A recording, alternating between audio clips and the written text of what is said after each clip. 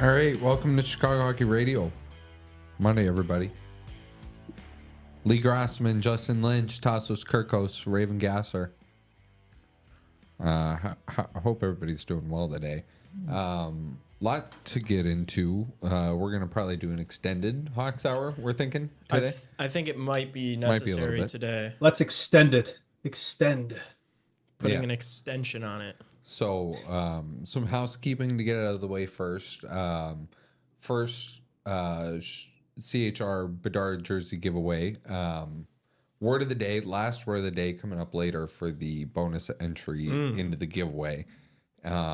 So stay tuned for that coming up probably in the NHL. Very nice. Hour portion of the show. Yeah. Maybe we'll stick in the Blackhawks hour though. I don't know. knows? You have to listen. They got to listen to figure out. To find out. Yeah. You have to listen. We're not going to tell you that, so you better stick with us.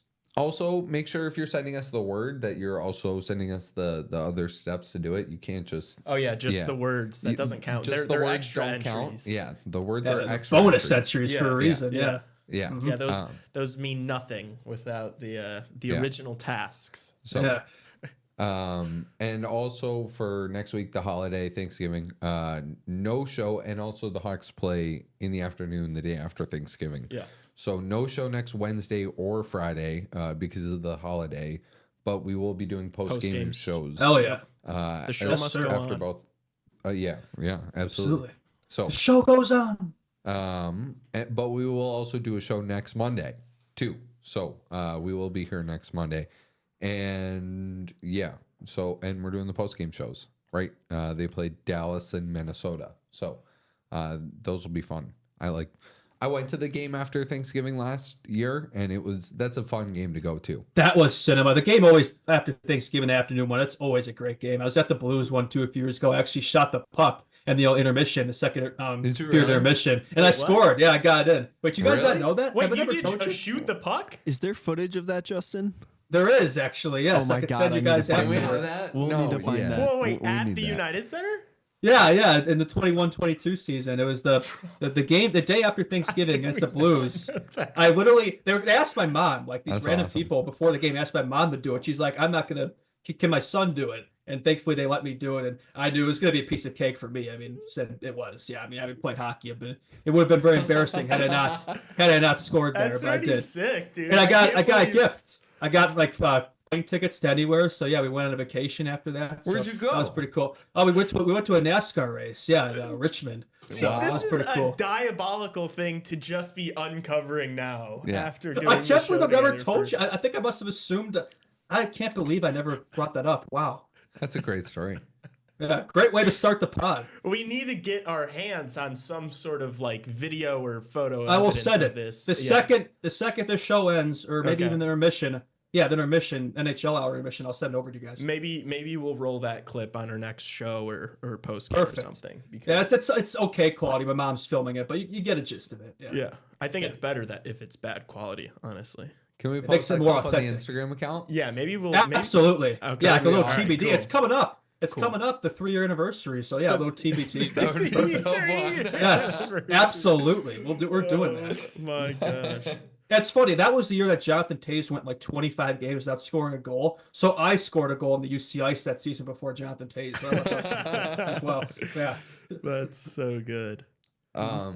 So as of last night's results, and until the Blackhawks collect any more points, they find themselves last in the NHL standings. 13 points, .361 winning percentage. But before I turn it over to you fellas, some bright spots. The Hawks have played the fewest home games in the National Hockey League so far, Thank God. and they are tied with the New Jersey Devils for the most road games played with 12, although the Devils have also played 1 million games so far too. The Hawks have only played 18. So That sounds correct. Devils Yeah, are it's been also about doing a a little million, better. right? Yeah. One They had at a that little time, fellas. excursion in Europe as well. Yeah. Yeah. Well, I don't know what to Thoughts? do. I mean, they've been bad. We've been bad at home, so I don't even know if more home games is. Yeah, gonna... I mean, it's a small sample size. I mean, and we know how terrible we were on the road last season, so I guess this shouldn't surprise us. I mean, from that aspect, we've probably been even a bit better. So even though we're last place, I mean, But yeah, it's tough. You don't want to see it, right? Especially in November. It's like we don't already want to be thinking about drafting and tanking, but like we're kind of forced to. Yeah, we have to, Yeah. They're You just kind want of- to see more competitive hockey, and like just close games is not good enough when you're not scoring at all, which we've talked about plenty, and we'll get into that more with these interesting lineups that Richardson gave us today. Yeah, let's start it. If any of you are on Twitter or active in Blackhawk social media sphere, you know that there were some interesting lines reported today at practice. And Luke Richardson was asked about these lines, had some really interesting comments on them, as well as the Taylor Hall situation with his scratching on Saturday. Yeah, I mean, should we begin? The first line is Jason Dickinson, Joey Anderson, and Connor Bedard. But Connor Bedard, not the center. He is going to be on the wing. And Jason Dickinson is your Chicago Blackhawks #1 center. Just as we all predicted. I mean, I'll give my initial thoughts. I mean, I actually don't hate moving Bedard off, center into the wing. I think we've been saying this. I think me and Lee, I know Tassos may push back it a little bit, but yeah, I think moving on the wing is fine. Like, I think just allow him to get more going in the offensive zone, not worry about the defensive zone responsibilities as much. That's great. I love that. And like Dickinson 1C, it's tough, but like who else are you going to put there, on this team? I mean, Yeah. Hirsch at center hasn't been that great, so I can understand putting Dickinson there. I actually like it too because he's such a good defensive forward, actually one of the better defensive forwards in the league. So I think putting him there is great. The problem I have is on the opposite wing, Joey Anderson. Yeah. What is this guy doing on the first line of an NHL team, career high of 17 in points last season? What are we doing here? You need somebody on the opposite wing to complement Bedsy and play with him. It's like, yes, okay, he's a good defensive player. Maybe that's a thought process. I think, Lee, that's what you think, right? Have two defensive players there. It kind of lets Bedsy just completely do his thing in the offensive zone. But, like, I think you still need somebody up there who's at least close to him skill-wise, right? Like a Turbo, like a Kershey, like a Reichel, somebody, anybody else. But Joey Anderson, really? 1 assist in 9 games on the first line with Connor Bedard? What? Yeah, this is another one of these situations where it's like you don't even know where to begin. And I feel like all the criticism we've had this year of Kyle Davidson and Luke Richardson, it's kind of like they do something good and then at the same time they do something bad, and it's like you don't really know how to feel. And I feel like this is another one of those situations. Like, look, the reality is Connor Bedard is in a slump right now. Whether it's a sophomore slump and we're just going to have to get through this year and it's just going to be a rough one, or if it's just a temporary thing and the constant mix matching of the lines is hurting him, we don't really know. And so it's like you make this move, and I understand the Dickinson at center because you basically take all the responsibility off Bedard's shoulders. Not all. Obviously, you still have to play defense as a winger in the NHL. But ask Patrick Kane in the Blackhawks. His ass wasn't playing any defense. No, exactly, and that's something that Q used to do with Patrick Kane early in his career. He would just throw him on a line with 2 defensive shutdown guys, and it's like just go do your thing. And that's obviously has to be the idea here because he doesn't think that Joey Anderson's going to be the guy to give Connor Bedard the spark. What worries me though is just he's not going to begin the puck, right? That's what concerns me. Like, are those two really going to be it? And from that regard, it's like, okay, you want to loosen the reins in the offensive zone, but he's still got to get the puck and produce. And I feel like he doesn't have anybody there who could play for him. Oh, Dickinson, to be fair, I do think is underrated. If nothing else, it's just a complete and utter green light to Connor Bedard to just go and do whatever he wants offensively. Just shoot whenever, wherever. If you want to start throwing saucers around, whatever he wants to do, just take the leash off and let him run, And that's obviously the idea. So Dickinson makes sense because they did that last year. Dickinson played on a line with them last year. Last season, yeah. Bit, he was on the wing a little bit then the last season too, so it's not the first time they've done it. A couple games then the year. I believe, I think Ringside General pointed this out on Twitter, that Ryan Donato kind of turned into a goal scorer out of nowhere this season playing with those guys, And so maybe that's kind of what happened with him is playing with these 2 guys gave him the green light to just, go be an offensive force. So I think that's what the idea is here from Richardson, and I can appreciate that. But the problem is it feels like something that's going to end up changing in the second period of Tuesday's game. Yeah, You know? especially this lap, the way it's jumbled up, I doubt it's going to last. I mean, you know, if Richardson, it's not only these laps tend to not last from game to game. They don't always last, like you said, from period to period. But what worries me, though, is Bedard going to be able to do it by himself, though. You know, I'm not saying, not to dog on Anderson Dickinson, say they can't produce with him. We'll see. But I have my doubts there. But at this point, I guess maybe Richardson's saying just try anything. But I think that's kind of the problem, too. Is like we're just every single game where it's different. So nobody in this team can build chemistry. It's like we're just throwing darts here and hoping it sticks. It's clearly just desperation. And he has quite literally said that. It, right? Yeah. We Can we hear the clip? Roll the clip. Let's hear it. Do we have the first one on the lines? Pull that up, Jamie. Or Raven.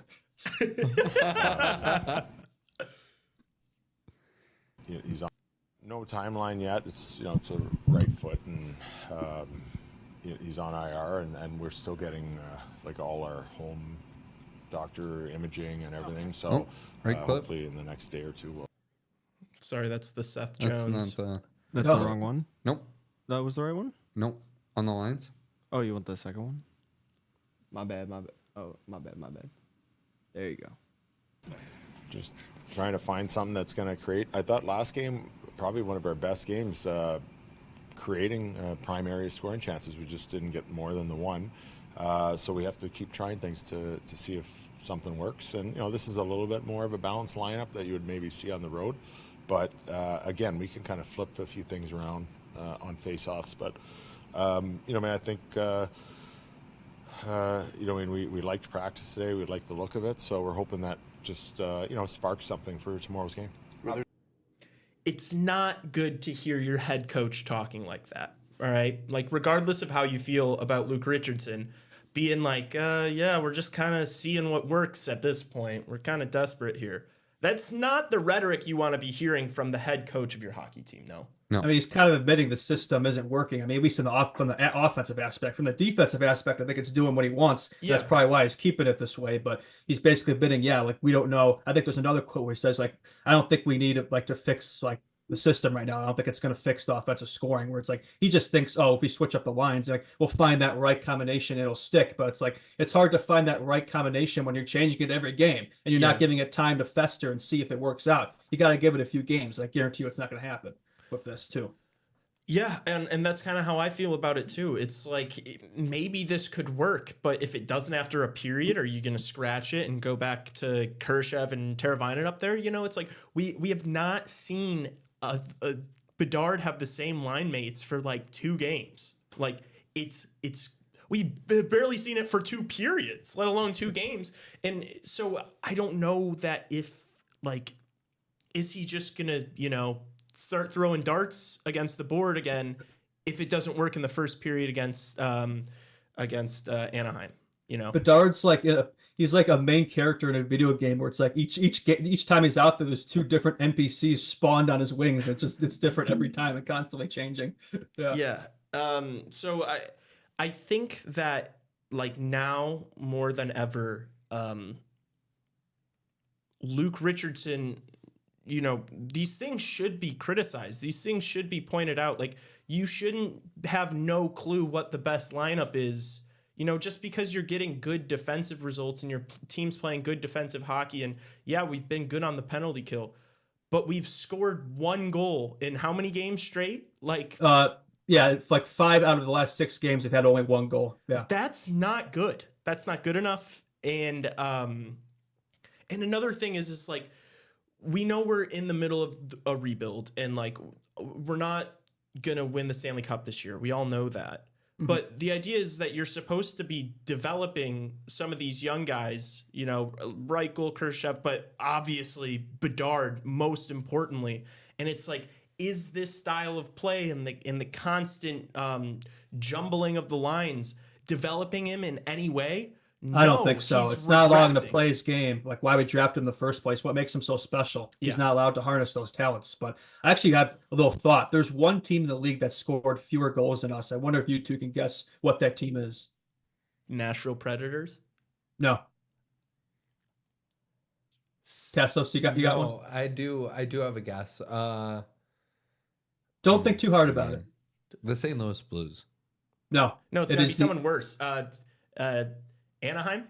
Yes, there you go. Third time's a charm. Yeah. And we're playing them tomorrow. So maybe that's the thought too, right? It's like they're struggling to score too. So we'll just put together this, whatever you call this, and hope it works out. Which, to be fair, we do have a good track record against the Ducks. So maybe against a team like that is a good game to experiment. I'm trying to think devil's advocate here and not just, kind of go with what I think. But maybe that's what Richardson's thought process is. But I mean, at this point, who knows at this point? Yeah, I mean, look, Bedard is a massive piece to this offense. I don't want to say he's our entire offense, but he is, he is the catalyst for any sort of offensive success, and you need to get him going.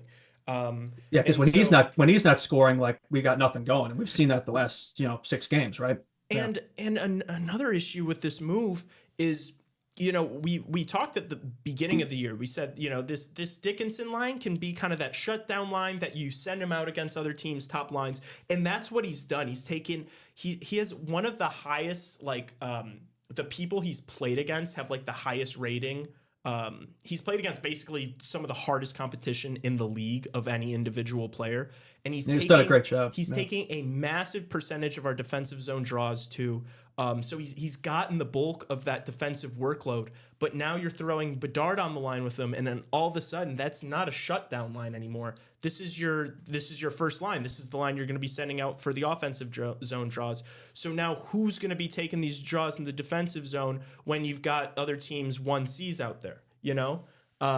So that could be another issue that this change creates for us defensively. One positive I do see, though, is Dickinson is, like, by far our best face-off man. So from that aspect, it seems like every line Bedard's been on, they never win the draw in the offensive zone. So it's like then they get possession, then they're stuck in the defensive zone for most of the shift. So if Dickinson can keep winning these draws and just get that initial possession, that'll open up more opportunities. Maybe that's another thought process there. But yeah, I see your point. Could we play the second Richardson clip too? Maybe on more continuity in the lineup. Well, we have to create more offense. Like, so, I mean, like, we're close. I don't know how many empty net goals we have now, like 8 or something like that. So that's a lot of close games that we need to find offense. And if we can't keep it the same and keep trying it, if it's it's not that we're not scoring like last game. Some games we're not creating enough chances and good opportunities, and some of it is we just got to get on our horse and work a little harder and play a little harder to draw more penalties and get more opportunities on the power play as well. But you know what? Right now we're just we're at a point where we're desperate to find more offense, and we're just going to try things until we get it.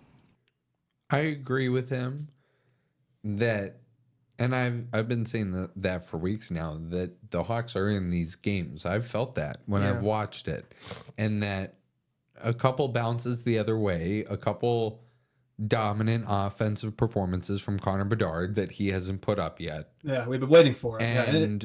And that would have led to a few more points in the bank by now already. Yeah. And you heard, I don't know if now you guys want to talk about, but like, if you want to like put a bow on this and we can go into some other stuff like with the lines, but I think he wants to try and unlock the recipe with this group that is going to create this like perfect storm of offense that just maybe doesn't exist. Maybe the transition out of here is like the Taylor Hall thing, if you guys want to talk about it, or if it's like really nothing, and if it's but I told you guys, I may have said on a post game show, I think he should have gone on the top line coming out of that tomorrow night. Yeah. And Joey Anderson, right, instead of Taylor Hall. That's kind of I agree with you there. And we haven't even really talked about Bertuzzi on the fourth line a whole heck of a lot. Yeah, that's why. And Tavo's down there too. So the two $5 million players we signed in the offseason help out Bedsy are playing in the bottom 6 in this lineup. I'm sure that's exactly what Kyle Davidson envisioned.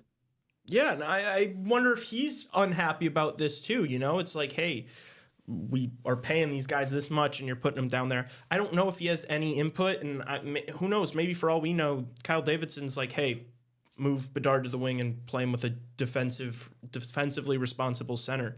But a question I wanted to ask you is like, so now we make this move to put Bedard on the wing and have him with, two more defensive-minded guys.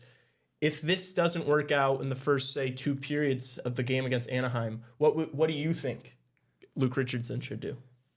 For this game, I would just leave it for this game. I mean, we've been saying it. He kind of said it, like we need more continuity, right? I agree, Richardson. So let's not fuck with the lines for 2 seconds, okay? I mean, I don't love these combinations. I don't think it's gonna work, but let's try it out, right? Let's go all in. There's no half measures, Heisenberg, right? You got to stick with something. So if you don't like it, I don't know. What do you think? Would you stick with it and going into let's say we're down 2-0 against Anaheim going into the third? No. Oh, well, that's a little different. No. Yeah. No. Which, I mean, that's a little different. That could very easily happen. That's how these games have been I'm going. just saying, I say no because, that's the way every single game's been going. So, I think we should probably divert from the norm, right? I think this isn't the mix. I agree. I agree with you. I'm just saying, it goes against... I like Dickinson. This is a message-sending mix, and it is. If anything, it could very well look different tomorrow morning. Possibly. I think they're going to run this. But I think, if anything, this is a Band-Aid. This is a temporary fix to a deeper problem. You're trying to get Bedard going by any means possible, and this is what you're going to do to try to get that to happen. If it works, let's say he has a couple of games of success, do you think we're going to keep Dickinson and Anderson on the first line all year long? I keep Dickinson up there, I think could work, but definitely not Joey Anderson. I'm sorry. There's no way that's going to be sustainable. He's not a first-line player. You got to get somebody more skilled up there in the long term. Yeah. Yeah, and also Reichel playing the center with he's been playing with Maroon and Smith, and that's kind of the same thing that I feel like now they're going to try to do with Bedard is play him with 2 defensively responsible guys, and Bertuzzi maybe being a little less responsible defensively than Maroon is. Who knows? Maybe that'll hurt that fourth line, or maybe they'll be even better offensively. I don't know. But yeah, having your head coach, I don't know how hard we can emphasize that. Having your head coach say, we kind of just gotta see what's gonna work. We're rolling with it. We're just exactly. He basically admitted that. What we've been saying on this podcast for many weeks. He basically he's like, it's pretty much what we're doing here. I think we should talk about this Taylor Hall thing. I mean, is it something to talk about? Oh yeah, 100%. How can it not be? Do we have a clip of what Taylor Hall said or Richardson on Taylor Hall? Or no, I won't lie. You're putting me on the spot there. Oh, my bad. So I'll just say the quote then. Taylor Hall on getting scratched Saturday. This is something. It was unexpected. I just didn't know I was even close to being in that spot, really. If there were some conversations in the days leading up about my game, or if I was constantly being shown video, it would be one thing. But it was a bit surprised. I mean, so it's it goes back to what we've been saying, on this podcast. Nobody knows what gets them in the lineup, what gets them promoted, what gets them demoted, what gets them scratched. It's all a big mystery. And just a lack of communication there for Richardson, which he did own up to it. But I don't really see that as an excuse, right? You're basically admitting that you didn't do a big part of your job. It's I don't think he deserves credit for that, like some of these insiders have been saying. Yeah, him owning up to it almost makes it worse in my mind, because he's admitting to this mistake now. And it's so there's obviously been probably several mistakes made this season, and he just hasn't really admitted them. It kind of just feels like we're lost at sea right now, because it feels like nobody really knows the direction that they're trying to go. You're moving your people up and down the lineup, and guys are getting scratched and guys are playing, and it's just you asked him to build an apartment complex and you gave him Play-Doh to build it. But that's not true though. I mean, compared to this roster, compared to last year's roster, is 1,000%. It's better. Is it still in mid? It? Yes. Yes. Oh yeah. They're last in the National Hockey League. Yes, but how is this? So if last year's roster, basically last year's roster is just Bedard was the only Rockford top right 6 player. Bedard was the only top 6 player on that team last year. Yeah, Kurashev. We added Teravainen, we added Bertuzzi, all these additions, and It's a better team. And it's Saying healthy. that this Like, team is Hall's not back. better is insane. No, I Is know, I know. insane I'm just- delusion, and you know it is. No, I'm just saying It's like the it's result not like is I think our expectations have been measured, right? Nobody expects this team, right? Like we've said many times, nobody expects this team to be good, but it's like you expect it to at least be better, a little bit better. And right now we're in the same position with after all these additions. It's like it's fair to question Richardson at that point, like what's going on here, right? And can But I maybe, be honest with maybe you guys? Davidson too. Maybe Davidson too. I know Maybe there's some Tassos- flaws in the way he constructed the roster. I know Tassos is going to disagree with me, but like I'm kind of sick of like the style of play. Like I understand that it's like keeping them competitive and keeping these games close and like maybe good habits, but it's like, dude, we're losing all these games. Wouldn't you rather just have him play some of these young guys and just say, go crazy, like try to score as many goals as you can? Because if we're gonna lose, at least let Bedard be like developing his offensive prowess and not just being like, oh shit, where's my guy? I gotta get back. I can't turn the puck over. It's like, we're the worst team in the league. It doesn't get worse than the bottom. You might as well have Yeah. some fun with it. To your Like, point, I need my Hawks lose, but Bedard /goalpost back. Like we've been losing, I haven't even been able to praise Bedard. Like these are the worst losses imaginable when even he's not producing. Like he is this team. Yeah. yeah. I agree. still think I look at the team and it's an effort thing on a lot of nights with a lot of guys. And I'm not gonna say particular names, but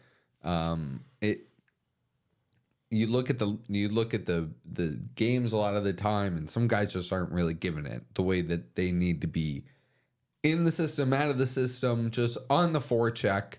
Guys aren't really getting after it, and you're not gonna win hockey games if you're not getting after it. If you're not going to the net with your stick on the ice, you're not gonna do that. And when they do that, they score. You know, Nick Foligno drives to the net with his shoulder down and makes Eric Brandstrom look silly on Saturday, right?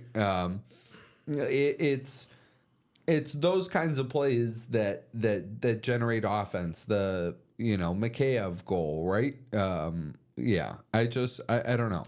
I see what you're getting at, though. Like, it does feel like there's some vets in this team who, like, they got their big paycheck in the offseason. Maybe they're just kind of skating out there and not really. Oh, I hate to put that out there, but it does feel at times like the urgency isn't there, I guess is your point. I think that it's almost too simplistic to just say, whoa, can you guys hear me? No, Yeah. it's all right. It's almost too easy to just say that it's an effort issue. Like, is it? Like, this team is supposed to be better than last year. Then why are they not? Then Because why we're aren't playing they? this dump and chase style of hockey. But Yeah, to but play Bedard a should dump and not We're be not playing getting that any way. sort you of have to offensive chase. zone You have to time. chase the puck, though. You have to chase the puck. Yes, but why are we forcing this system if it's not working? You're last in the league. You've I don't tried think this- every possible You have lineup players. change You have players. imaginable. You have players in your lineup that should get in on the forecheck. And I mean, like, you need to be able to play a dump and chase style of hockey to succeed, in my opinion. You see some of these teams that forecheck. But what's the point? Unbelievably. I Okay, don't so think this what's the team's point? good enough to play that way. Though. Yeah, That's the and thing, what's the right? point of forcing this team to play that way when half the roster isn't going to be here in 2 years anyway? Like, if this roster was brought here, thrown together by Kyle Davidson to win, to be more competitive, You're gonna leave and you're Peter not, Mrazek out hanging to dry a lot of nights. who cares? It was pretty good with that last year, and that was a much worse team. Yeah, who cares? Like, this is so bad. I think he does. This was supposed to be more competitive and a better product for the fans to watch in the meantime while you're doing this rebuild. That's not what's happening. It's And last you're year's regressing. team And was you're- more and exciting to you're not watch. doing- Even You're deeper not than doing that. Connor Bedard any favors. Him being kept off the score sheet for how many games consecutively? Like he's.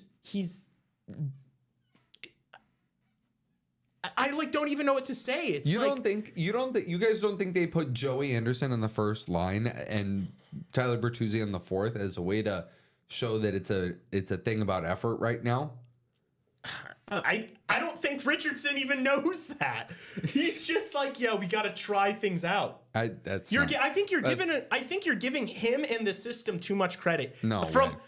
He's He's a lost. National Hockey League head coach. He just admitted that he should have Why did he scratch Taylor Hall? That made no sense to anybody. And That's then a after the that's fact, a when he that's was- a Taylor that's Hall a Jeremy because- Colleton decision there. I used to scratch Strome back in the day. Look what he's doing over there Well, now. okay, He ruined but him. Taylor Hall is coming off an ACL injury last year, or knee or whatever. Yeah, ACL. You're right. why did he scratch Taylor Hall? He said he wanted him to get more work in.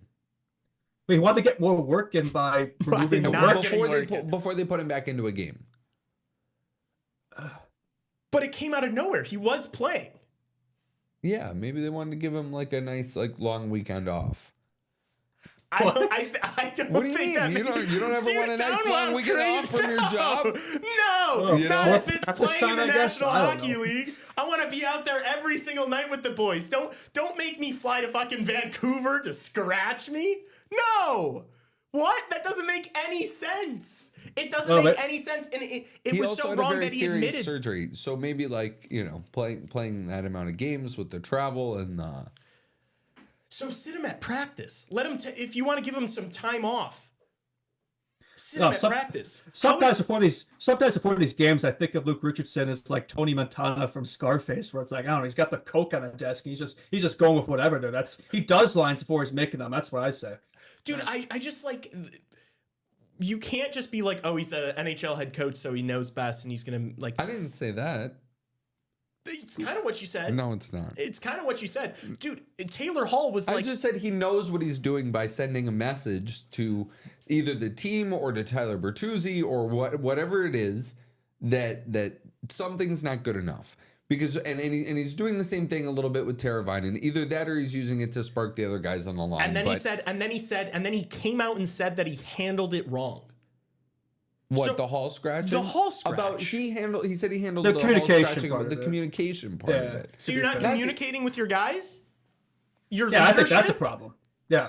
I guess. Also, Hall, the guy that we've all said Kyle Davidson is likely going to be trying to shop come trade deadline in February.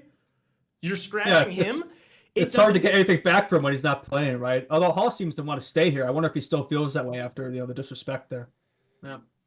I don't think it's that big of a deal. I think it's more important that you get this guy going. He's a former MVP, first overall pick. Like, this is the guy that, and that's why I said you should put him on the first line. And like, you've yes. got to I get agree this with guy. that. So you We're in scratch agreement him, there. and then you put him on the third line with Ryan Donato and Ilya Mikheyev. I saw him in the second in the thing. Torts Second or just third? like a few games ago. Torts Meliodas scratched, had him second. Michkov, and since then Michkov's been unbelievable, and he put him immediately back on the first line. That's how you do that. That's how you boost a How about player Anthony of that Richard caliber. in Philadelphia? Never mind. Sorry. That's how Side you note. boost a player of that caliber. You don't scratch him, have him wondering why it happened, not communicate it to him, and then just be like, "Oh, sorry" to the media, and then throw him back on the third line. And it's That's amazing not- how that's little a bad time. decision. It's just bad. Unless this lineup goes out there and Hall scores and Bedard has a couple and we just steamroll Anaheim, this is another failure. Like, he's admitted to just throwing stuff at the wall and seeing what's like. That's not just us saying it anymore. He admitted it. And this is a game like we should steamroll the Ducks. Absolutely. I mean, remember that game last season? Absolute cinema of Bedard scoring 5 points. Like, I'm not saying it's going to be like that again, but like this should be a game, especially after we haven't been able to score the last couple of weeks and the losses. Like, this should be a response game against a Ducks team that's as bad, if not worse, than us on paper. Like, we should be able to produce and send that message. But is this the lap to do it? I don't know. I have my question marks there. I listened to your guys' post-game show Saturday night, and Tassos, something you said is that I wouldn't be surprised if by the show on Monday, there's some big change. Yeah, I And got it tripped. ended up- I saw. I got some. Well, there was yeah. a big change, and but it with the ended up current just being lineup, another nobody added. reshuffling. Yeah, so I got a couple couple mentions. Yeah, I bet you did, and as you Yeah. should. A lot of our takes have aged. So I've had some takes in here that have aged very poorly. So, No, but also, why is that? That's what you should have been right, though. Is the point I'm making? Yes. Is No, you yeah. should have been right, and you're not. And Well, for I some think reason, this you're lineup still is. backing I think these this guys. lineup. I think this lineup is like, I don't know, the most that they could have done without doing something. Without like bringing in new personnel. Yeah. Yeah. they like basically completely flipped it on its head. I got mentioned Frank Nazar once because every show I mentioned him at least one time. I got to call him up. So here's my Frank Nazar call him up mention. Okay, we can move on now. But it hasn't happened, and you're still like, no, Luke Richardson. This style of play is like. I like the way that they're playing. I just think that I don't. All right. I don't, because it's like this is a temporary team and they're playing horribly. I would rather the structure be good and the people for it be wrong than them be playing losing hockey. And because he is right, they are in a lot of these games. They're tight. They're not getting blown out. They're learning how to commit to playing the right side of the puck a lot of the time. You know what I would rather? I would rather lose 2-5 every single game with Bedard having 2 points every single night. I would rather that than a close 2-1 loss versus Seattle or a 4-1 loss versus Vancouver. Teaching him how to win. Teaching him how to win now. Teaching him how. I will say this: by not scoring, by being snake bitten and not being able to do anything. I don't think he's learning how to win because they're still. Whoa, wait, hold up! They're not even winning. They're losing still. Being in these games and being out of these games, it's a really thin margin. It's a really thin margin. I just don't think I've said it many times. Maybe you're right. I don't think the scoreboard always tells the whole story, though, right? I mean, even if you lose by 1 versus 2 versus 3 versus 4, like that doesn't mean you had a better game with the 1 versus 2. You know? Yes, it does. Yeah. I mean, score-wise, it does, but on the play, not necessarily. I mean, yeah, no, hold up. At the start of the season, not every game is the same. At obviously, the start of the season, we lost some games that we were like genuinely looked good in, and like offensively, not just Utah won. That was a 5-2 loss, and I was like, at first period sucked, but the rest of the game, like holy shit, like this is good. Like I was happy. Generalizing hockey games here. Relax, yeah, I know. Yeah, but like those games at the start of the season looked so much better than like the last 7 have. The start of the season was very promising, especially that Oilers game gave me so much hope, man. Like, can we go back to that? I mean, oh man, no, because that's just early season hockey for you. Oh, it doesn't matter. Yeah, if only someone warned you about that. Do the games now matters? Are we still in that phase? Or are we coming out? Now you're starting to see. Yeah, now you're starting to see real hockey, and you're seeing this Blackhawks team. See, wouldn't it have been better to get some points in than over the last couple of weeks? I would say, I think the man who's loving this the most. Yes, it would be nice for us to win games. Okay, so I guess the games did matter before. Yeah. I think the man that's loving this current stretch the most is Kyle Davidson. He's looking at this and sees us in last place in the top lottery odds. He's rubbing his hands together, thinking of James Higgins, Michael Misa, Porter Martoni, Roger McQueen. I mean, he's probably not unhappy at the moment. Bro is drafted. Kyle Davidson has now drafted 8 first-round picks, and we are still currently sitting in last in the league. Yeah, I mean, the Hawks are far away from it. Far away from it. Yeah, but I think, like we said many times, though, I think the reason to be optimistic, though, is like so little of our future is here right now. Like it's such a stopgap team, right? So that's the positive, right? As long as the prospects are producing, which to be fair, my Sogs are 4-8 though, so that's not great. But a lot of the players you want to see play well are playing well, so that's the important thing. Juniors too. I mean, Nick Lardis just had back-to-back hat tricks, right? I mean, you could look at a ton of players that are producing.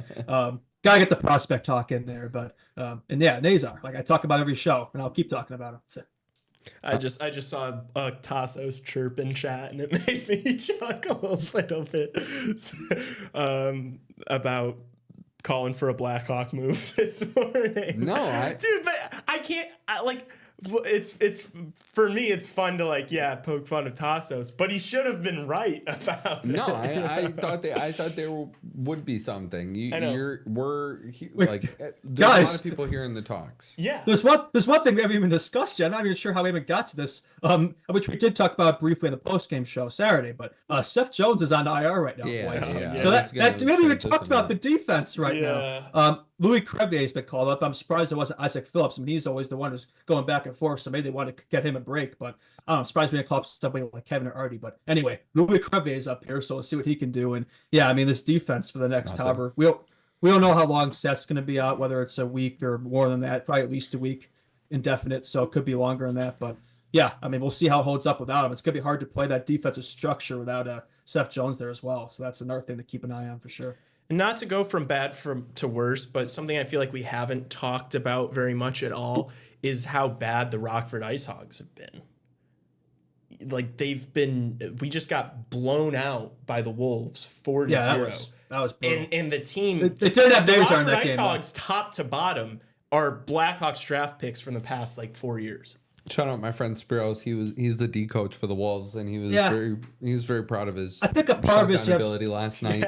He shut them down all right. Yeah. I think a part of it is you have all these young prospects on his team, right? I mean, there are some veterans like Brett Senior's a captain, but it is such a young team, right? So maybe it just takes some time to get going there and learn the systems. I mean, a lot of these guys are playing their first AHL games, right? So it's a different league. So adjustment from juniors college. So I think they'll turn around. I'm not too concerned about it, but it isn't ideal. I mean, that is a team that should be contending for the Calder Cup this year, right? So yeah, they definitely got to right that ship. All right. What else? I mean, Ducks tomorrow. Did you guys have any other thoughts from the game against the Canucks? I mean, we were talking defense a little bit. Connor Murphy, most minutes of the season Saturday night too. Felt like everybody else was just getting more minutes. I don't know if you guys had any other final thoughts on that game. Oh, I don't know. That weekend was depressing, man. I've tried to move on from it. The Hawks game was depressing. That Bears game against the Packers, like I had to contemplate my existence after that game, but I'm still here, thankfully. But yeah, that was a rough game against the Canucks. I mean, did you guys see the Bedard interview after that and after hours? Oh yeah, I know you did. awesome. I watched Yeah. like most of that. It was great. It was good, but it was also just making me like more and more sad watching it. I felt bad for having to do that right after that game, just the way it went. It just felt like we're like this kid is such a bright, young. He's so driven. and he's he's a great so guy. driven, but it's just like Yeah. he's just getting so depressed, and I feel like we're just like He wants to win. he wants to win. Yeah, so But I think he's frustrated more of himself right now. So stop than doing the what you've team, been to be doing honest. So this get season. better hockey players. Sure, I'm good with that. So get better hockey players.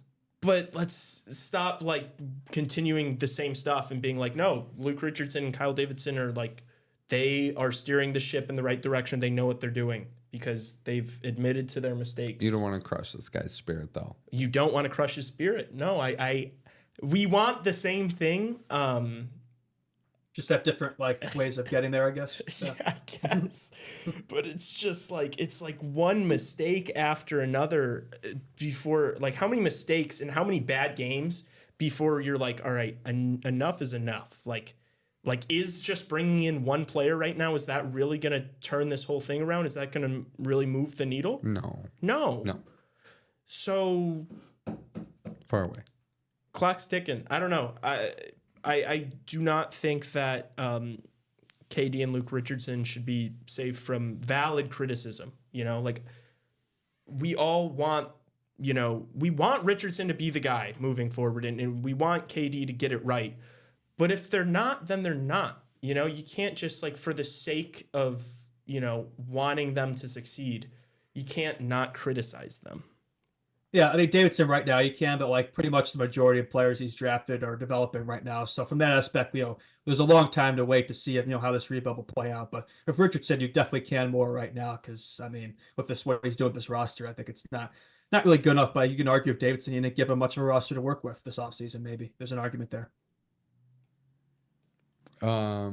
Yeah, I don't know. I like the Bedard interview with Scott Oak. I thought Oak always does a great job with those. And Yeah. There was another good Bedard interview too. I don't know if you guys saw him in the cover of Chicago magazine. There's an article in there about him too. That was a pretty good read too, just hearing more about this guy and just the way he operates. I mean, he's something else, man. Like I don't know how a human can operate like that. So it's definitely not with Bedard. You can absolutely. It's not an effort thing. Like he is. I don't think there's a guy in that team who's working half as hard as he is. So I'm sure he's frustrated, but I think more frustrated himself. I'm sure he'll get together. I'm not worried about it. He'll be fine. There's a lot of hyperbole on the internet right now in terms of his game, and I'm not concerned about it, to be honest with you.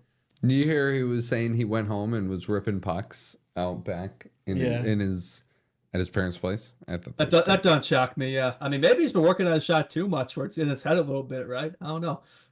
Maybe he's got to switch something up. Who knows? Yeah.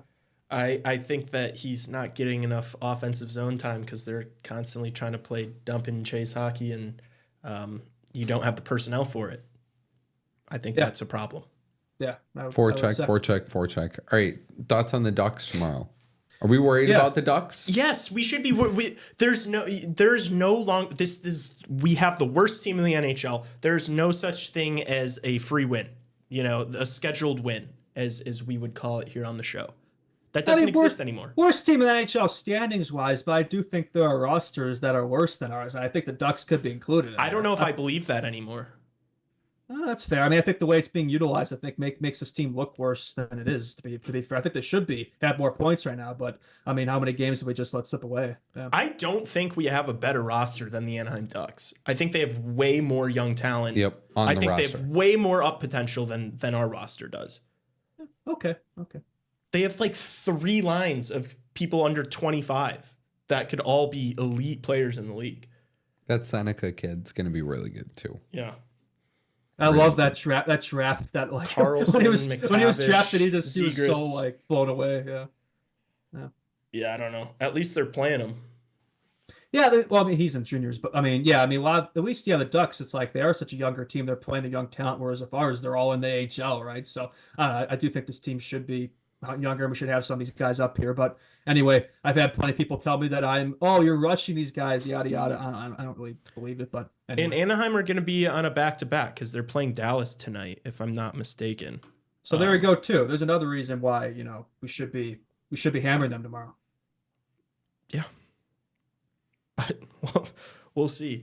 Cutter Gauthier finally scored an NHL goal too. Yeah, he was pumped about it. Gets the Red Wings, and Zegras too finally did something. That was rough for them, but we'll get more into the Red Wings than the NHL are, but that team's got problems. Detroit truly does suck. They're bad. They're so Yeah. bad. Anaheim, Olin Zellweger too, like that. Yeah, he's nasty.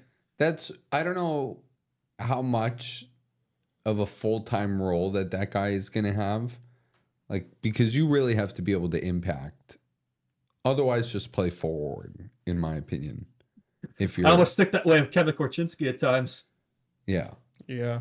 Like the Lane Hudson kind of, you got to be able to defend. I've been impressed with Lane Hudson's defending at times. Sometimes he gets burned, but sometimes he makes a smart play as well. But yeah. Yeah, I feel like for Hudson, it's like he's also just like so young and so small, where it's like you might be getting bullied, whereas in a few years from now, it's just not going to be the same thing.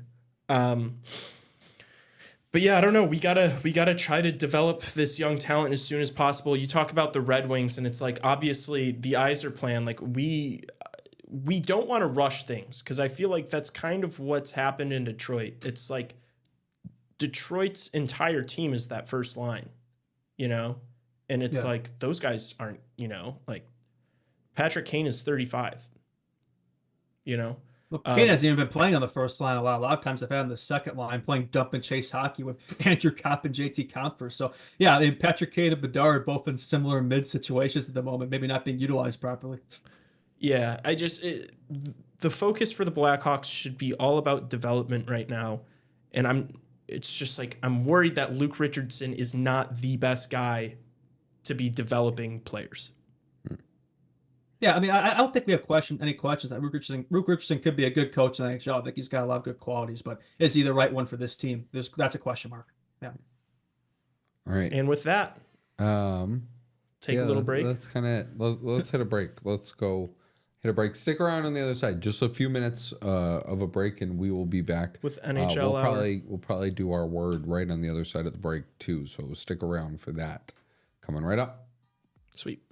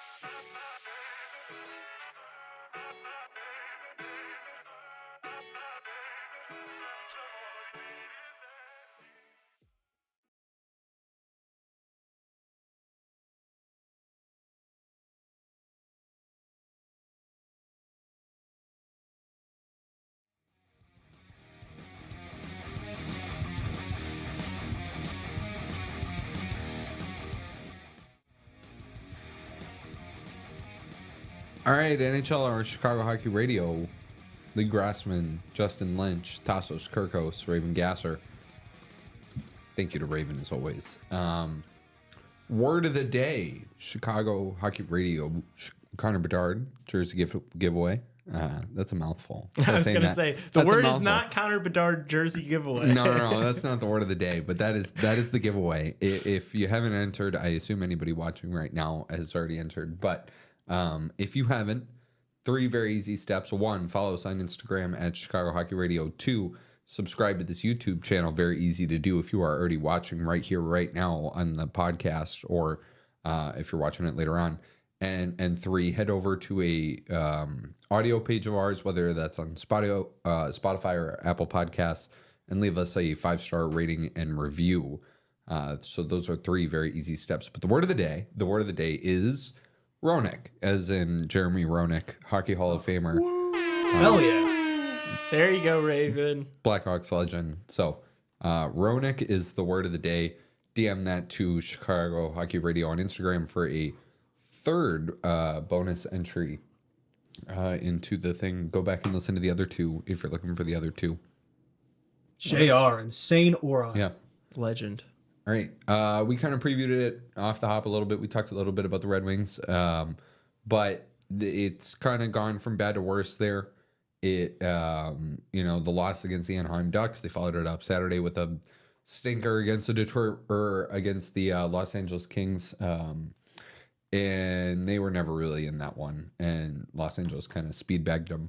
And I just don't really know where to go from here. I think if there is a coach on the hot seat right now, Derek Lalonde. it's Derek Lalonde. And I think it might be a bit of a deeper issue too in Detroit. You've got these young players in Sider and Raymond, and You guys are playing. Cider Not working. Cider had the lowest goals he had the lowest goals of a player leading his team in scoring. And he went from 1 to 2 the other day. I don't know where you guys see this going here They rushed to rebuild. I think the Weiser plan resembles Dutch's plan for Red Dead Redemption 2. It's clearly not working, but I'm seeing a crazy stat right here. We have scored more goals than the Detroit Red Wings. We have 43 goals this season. They have 42. And when we played them, they still destroyed us. So. But that is insane. It just shows how awful that offense has been. Like you said, Lee, outside that top line, it's nothing but mid. And they're making Patrick Kane try to be a defensive forward there. Like, what's going on over there? There's nobody could finish outside of that top bunch. And defense, Sider's on an island. There's nobody there. Evanson, he's nice. I mean, he's sick. Yeah, nice overtime winner against the Pens. But there's nothing there in that defense. And the goaltending's been good. And so that kind of resembles us. I mean, I look at the Hawks and Wings in a weird way. They kind of resemble each other in a few ways, actually, to be honest with you. But, yeah. But the expectations is one thing. Completely different. Yeah. Yeah. I mean, they're in panic mode. We're not. Right? And you're also kind of seeing it with that group of 3 teams that we talked about at the beginning of the year of who was it going to be, the Sabres, the Red Wings, or Ottawa? But the Red Wings are 3 out of 3. The Red Wings are 3 out of 3 out of those 3 teams, though, too. Yeah, but they're all well, that's true. Yeah. But they're all looking bad. Yeah, but I would say Ottawa and Buffalo both looked better than Detroit this season. Yeah, I guess. Every year they're always saying one of those teams is going to get in, and it just doesn't happen. Yeah. But the point I'm making is they're both not looking good enough. They are looking better than Detroit, but obviously not a very high standard. Detroit was the one that was maybe most people expected to be the leader out of those 3, and to be I said 3 it, out of 3. Yeah, another take on You're that. not the only hasn't one, aged though. well. You're not the only one though. Yeah, I am not cooking. It's just the Detroit team is just not built very well. It's top heavy. It doesn't have depth. You don't have great defending. The goaltending's been good, but it's not like they have that it's not like they have an elite goaltender that's like, oh, we can lean on this guy in the playoffs. You bring in Jeff Petrie. You brought in Ben Sherratt. You brought in Justin Hall. I mean, dude, they rushed a rebuild. They tried to but even on those 3 on the defense, it's like they got their hands on Patrick Kane. And we're like, oh, we need to do something now. Yeah. And then first year, to be fair, it looked pretty decent. I mean, they just missed the playoffs. Probably should have been there. I think they would have been more entertaining than the Caps. So to be fair, the Caps are in a much better spot now than the Red Wings are because they made the right additions. But no, in regards to the Wings, it's just so mid, right? I think they're worse. They've taken a step back from last season. There was that worry maybe where some people thought they maybe overachieved a little bit last year.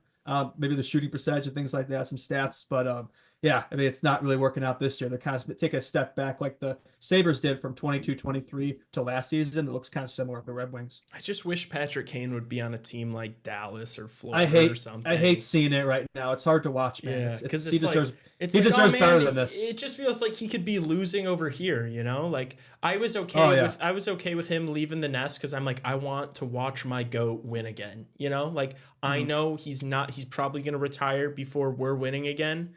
And it's like I just want to see him win. And I'm glad it's only a 1-year deal there. Yeah. I hope he leaves. Yeah, I mean, yeah, I they know rushed to rebuild, and that is true. Like we don't want to rush this. Obviously, you can't take forever, and you don't want to lose every game. But at the same time, you definitely don't want to rush a rebuild and try to bring in guys that maybe you shouldn't because you're not thinking long term enough. You don't want to be too nearsighted when it comes to when you come out of the rebuild, you want to stay out of the rebuild and be up there sustainably, right? Have a long term plan for success, not one and done. Make these panic moves, right? And KD so far hasn't really done that. Yeah. Yeah, you guys want to talk games this weekend? What else? Did you How guys about think of the that weekend? Oilers-Leafs game? Let's talk about the amazing defense from Evan Bouchard, just refusing to skate. Horrible. Both two of the goals that came on him, he had a terrible turnover as well. The turnover and then just completely not even trying to get back.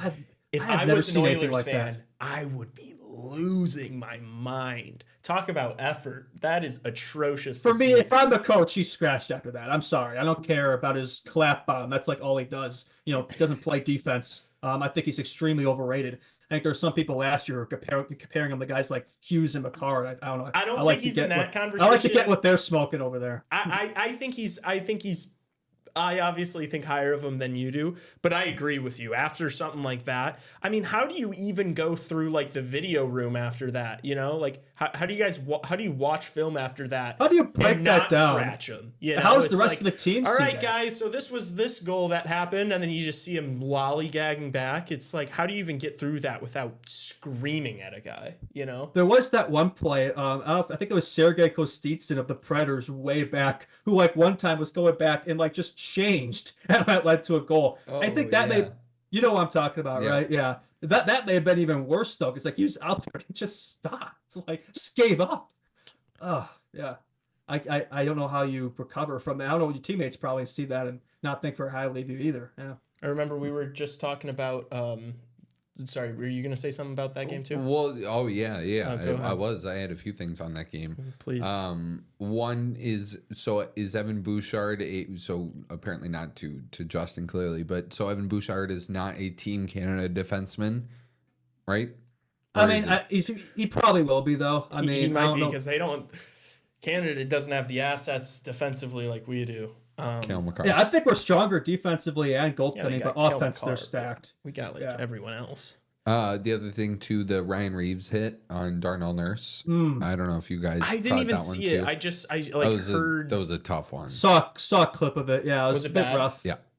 Yeah. Did he get suspended for it? Like 5-game suspension or something? Yeah. 5-gamer. Think that's fair? Or, I don't know. Compared to the Janelle one on Besser and. It was different. I don't know, but it was. I thought the one on Besser was worse, but I liked the call. I liked the call of 5 games. I thought it was fair. Reeves. Yeah, you just saw it. Yeah, and the picture of Darnell Nurse after with the blood all over his face is ridiculous. It's like I feel you don't even know where it's coming from. It feels like it's coming from his eyes. It's hard to not feel like maybe Reeves just wanted like a little vacation or something, and it's just like, let me take a run at a guy and get suspended. That was egregious. Leafs play 3 games the rest of the month, so he won't be back until like early December even. Well, there you go. So it's quite the vacation. He got his vacation. Yeah. Maybe 3 games the rest of the month? There's like still almost half the month left. How is that? These schedule people, man, it doesn't make sense sometimes. Crazy. Wow. the Hawks have gone through stretches like that too. They have all these away games, like we've mentioned it before, like and like now hopefully we'll have more home ones, but it's like more balanced, I guess, in the schedule, right? Yeah. What else did you guys take away from the weekend? Anything? Yeah, something me and you were talking about was, Ovi possibly getting this goal record and He can maybe get it this season. doing it by February. He is going to do it this season. He scored Yeah, a I mean, hat, he's and got- somebody yeah. in chat was disagreeing with you. Someone in chat was saying, I don't think he's going to do it this year. He's got to score 42 goals, so my math is correct. And he did that not last year, but the year before. The way he's playing now, very possible. He had a hat trick last night. Yeah, against- you get another one of those. Yeah, down and you the road you somewhere. literally just said that. What was it? 2 days beforehand, you were like, I don't know if he gets a couple hat tricks, and then he goes out and gets a hat trick, and then I was that's the end. I surprised sat there's him on only. my fantasy bench too. Oh no! Oh, my you God, even- I know. I saw a stat. I think that it was only. I mean, I say only his 41st career hat trick, but I was actually a little surprised it wasn't more than that because didn't Gretzky have like 50? So I would have thought he'd actually have more than 41. But I mean, that's a lot. 31. Still, but- 31. I think it's Oh, 31. 31. Oh, sorry. I mean, see that's even crazier. I was gonna then. say, I mean, wait, 41 hat tricks. That's That's a lot of hat tricks. Yeah, that's like That's a lot of 100. Oh hat tricks. yeah, no. goals. So that's what I'm saying. He has 860 something goals, whatever it is now, and only 31 hat tricks. I mean, it's that's a lot. I shouldn't say only, but Gretzky has 50 something. I don't know. Well, Whatever. if he's got I mean, 800 goals, and he would, and Probably if has he a had, bunch of 2-goal games, obviously too. but if he had 40 hat tricks, that's like over Oh, an yeah, eighth 31, of your yeah. goals are coming from hat trick games. I don't know what I'm That would saying. be Well, it's insane. Ovechkin though. He is goal Statistically. scorer. Can I ask a philosophical question? Oh please. Is 4 goals a hat trick? Yeah. I mean, it's more than 3. Should it be its own thing? Is what you're saying? Well, I don't know. Just is it a hat trick? Yeah, A it's a hat trick. quadruple You threw trick. the hats. It's 4 goals, isn't it? Yeah, if you win the They'll throw Stanley, it again though. They only throw the hats once, right? if you win the Stanley Cup in 2022 and then lose it in 2023, are you a Stanley Cup champion still? Yeah. Well, Yeah. that's okay. Yeah, so you did it. I'm not seeing the correlation there. If Yeah. you score a goal Yeah. and then you score a hat trick, did you score a goal? I don't know. It's like, yeah, you scored the hat trick. The hats are out on the ice. That's a fascinating question. But how about Dylan Strome? Like he's like assisted almost every one of Ovechkin's goals. Am I correct in saying that? Like Yeah. there's been a few goals he has assisted on by him. He's, Yeah, it's he's crazy been how much of unbelievable. a stud he's turned into. Yeah, and we got nothing. I know I brought this up before, but yeah, that is one of the few L's of the Davidson administration is letting that guy walk for absolutely nothing. Especially after he got such a bag for Hagel. He told me he couldn't have got something for Strome. But anyway, that's Blackhawks talk. But no, the Capitals, their team in general, it's just surprised me. I wasn't very high on them going through the season, and they've definitely exceeded my expectations. I think all of ours. I'm not going to lie. I think they might. I don't want to They're say they're good. going to fall apart. Might be legit. I don't know if I'm sold They're on good. them being good. They're good. I just like I don't know if they're they're cup riding good, but this they're high definitely right good for the now. playoffs. They're riding this high right now. They've been good, but what happens when you have like a couple of like back to back, just like slow, depressing games where you just lose 4-1 by a team that's just straight up better than you? I would not be surprised if you see the wheels fall off a little bit in Washington. Connor McMichael was also leading the NHL in 5-on-5 goals for a little bit there too on the team, he's Yeah, that's been big led for by them too. Alexander Ovechkin. Seeing him break out, it's been a big boon for them. Yeah. But I think to your point though, like yeah, exactly. Wow, I can't believe we brought that up in this. We're really men of culture over here. But Jeez. yeah, I think the Capitals. It's fair to say they do run through Ovi and Strome connection. So like if that isn't going, then they're kind of fucked. But so what far I'm- that hasn't been the case. So. That's what I'm saying. I don't think like I feel like a team like Carolina, like the success they're having, that's going to be, they're going to be able to sustain that a lot easier than They're the they're type of contenders. success. They're contenders. Yeah, I'm surprised by that too. I mean, the the Capitals are not.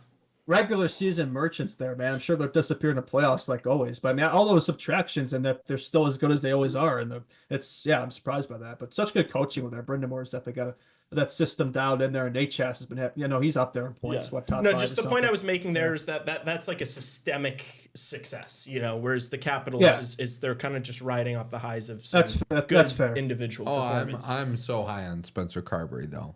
I can't say that enough. That's my favorite coach in the National Hockey League. Really? Yep. Oh, that's high praise. Yep.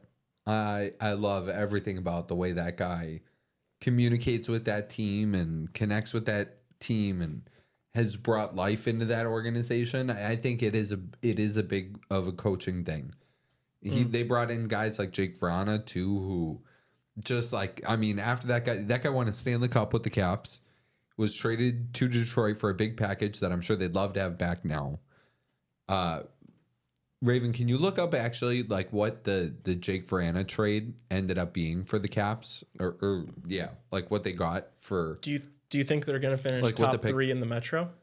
And could you look up like who the pick turned into too? Like not just the return, but who the pick turned into. What were you gonna say? Do you think they're gonna finish top 3 in the Metro? Yes. Yeah. Oh yeah. Oh yeah. Really? Yeah. You don't think like New York? Who do you think finishes ahead of them? The Hurricanes. Yeah. The Hurricanes, the Rangers, potentially. I think the Not New the Jersey's. Devils? No, I think. You I think the Capitals are better than the Devils? Yeah. Oh, wow. Right now. Okay. Yeah. Right now, they're playing better. Yeah, they're playing better than the Devils. Right now, but I don't know if they'll finish ahead of them in that season Yeah. standings. Yeah. So I said fourth probably, because like who's going to pass them then? I mean, I don't think any of these teams. Blue Jackets aren't. The Penguins are a mess.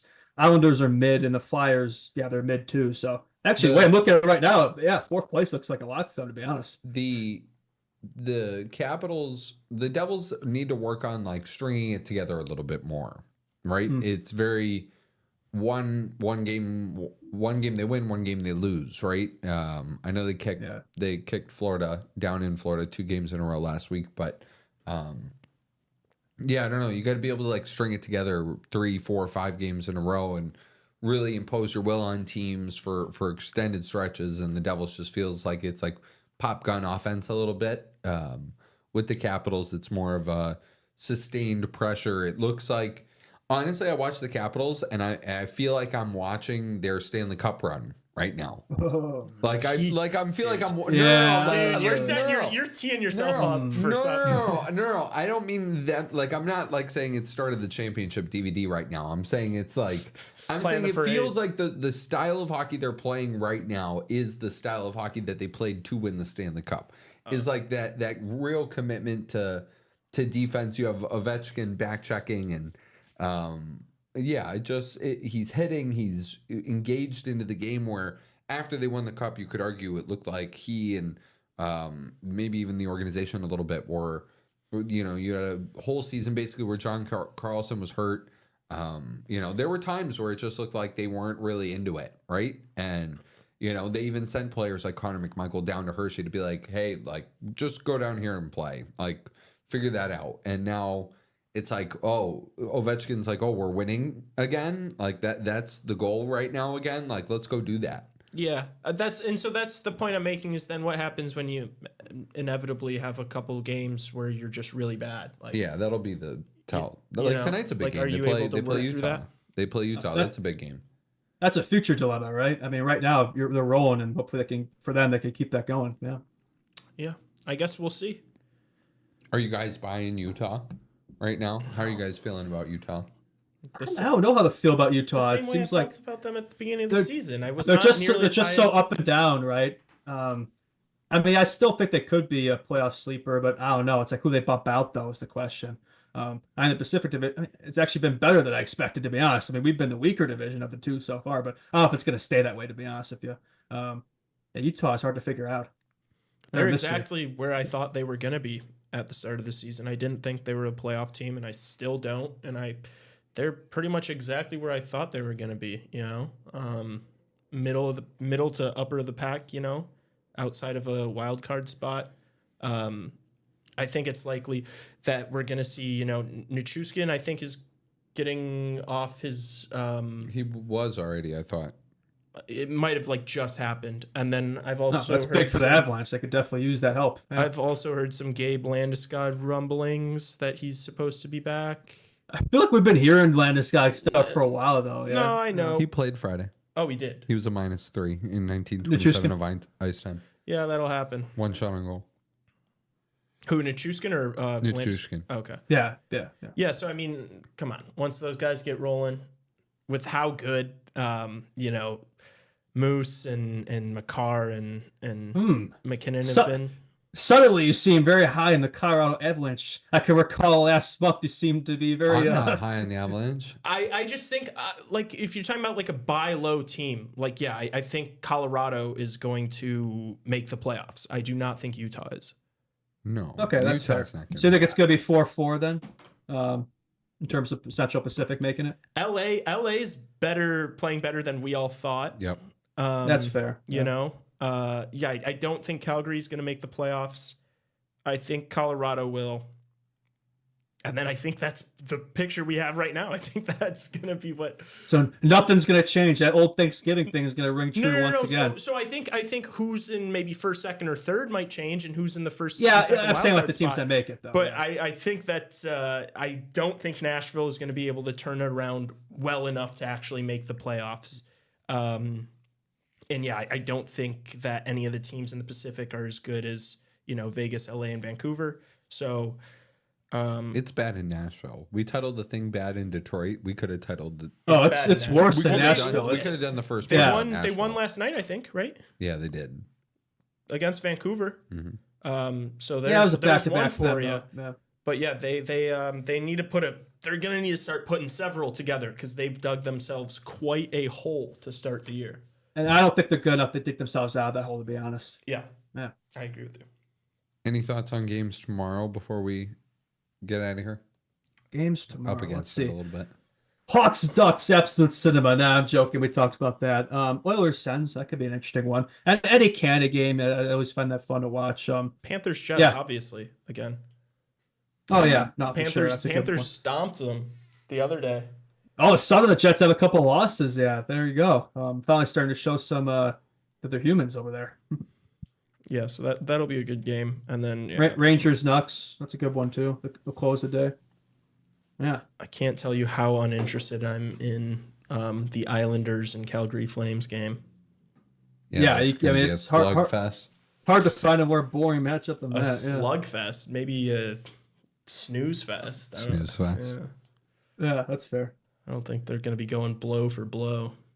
No, maybe not. All right. Any other thoughts, gentlemen?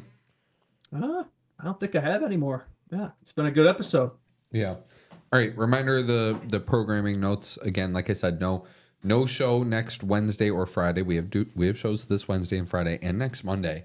But we will be doing post game shows after the games next Wednesday and Friday. So we will still have content every podcast day of the week that week. And it's a holiday for us here on the stateside. But we know we have a lot of Canadian listeners too who already celebrated their Thanksgiving, and yeah. So we're gonna keep the post game shows pumping out through the holiday. Nice. We will be there. What do Canadians eat for Thanksgiving? I think the same things as Real original guys. I don't know. Why can't we just pick the same day to just combine both and merge the Thanksgivings? I've always found that interesting. Because you can get 2 holidays for the price of one. Duh. I mean, I guess if you're American, you could celebrate the Thanksgiving on Canada, vice versa. I don't. Do people do that? I don't know. Well, I don't think America is too interested or worried about What Canada's calendar. Yeah, no. I mean, let's be honest. Little brother over there. Canada's little bro. Yeah. Rah. Yeah. Subscribe to this What the podcast. fuck is a kilometer? Subscribe to this podcast. Leave a 5-star rating and review. Follow us on Instagram at Chicago Hockey Radio. We appreciate all of those things. It really helps us grow. Instagram, and grow. We are doing post so. notifications, all of that. We're stuff. also on TikTok, I guess. We're too. on TikTok. Yeah. I'm gonna make a Twitter for We're us. Lee's with the favorite thing in the trends. world. We're with the trends. I'm gonna make us a Twitter soon here. Okay. And start. Sure. Sure. We should make some brain rot CHR content on Twitter. Oh gosh. All right. Post game show after tomorrow against the Ducks, and then we'll be back Wednesday for a podcast. Any last messages to Luke Richardson? No. I've got nothing more to say to him. I'm not mad. I'm mad. Just disappointed. But hopefully, he'll get his shit together. All right. That's Sounds it. good.